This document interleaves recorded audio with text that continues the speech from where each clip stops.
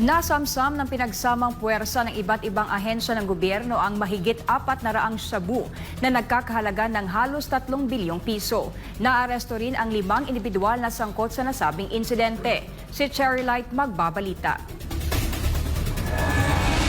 Ayon sa National Bureau of Investigation, nakatanggap sila ng impormasyon mula sa isang foreign counterpart na may darating na drug shipment sa Pilipinas. Natunton at nahadlangan ng mga otoridad ang isang container van mula sa Karachi, Pakistan. Ang kargamento na ipinapakita bilang vermicelli at custard ay naglalaman pala ng shabu na nakatago sa loob ng mga kahon ng mga produktong pagkain. Ang operasyon ay nagresulta sa pag-aresto ng mga broker, consignee at facilitator na sangkot sa illegal na transaksyon. Ang shipper o exporter ng nasabing kargamento ay ang Ayan Enterprise Trading and Logistics, habang ang consignee ay ang Red Shinting Consumer Goods Trading na nakabase sa lungsod ng Las Piñas.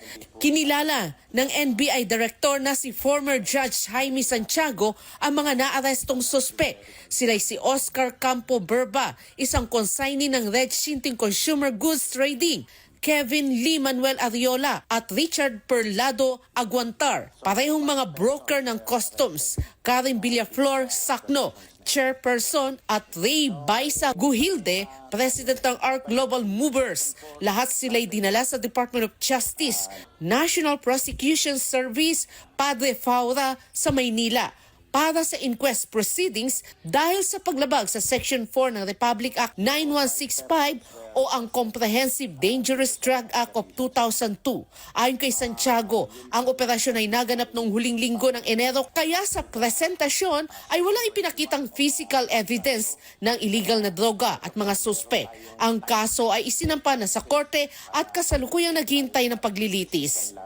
Magtataka kayo bakit noon pa, way back January, last week of January ang operation, ngayon lang namin ipipresenta sa inyo. Tulad ng aking SOP dito sa NBI, ipipresent muna namin sa inquest. Actually, naipresenta namin sa inquest. The inquest prosecutor have found prima facie evidence na may certainty ng conviction. Aminado ang Department of Justice na ito ang naitalang pinakamalaking halaga ng illegal na droga na kanilang nasamsam sa kasalukuyang taon.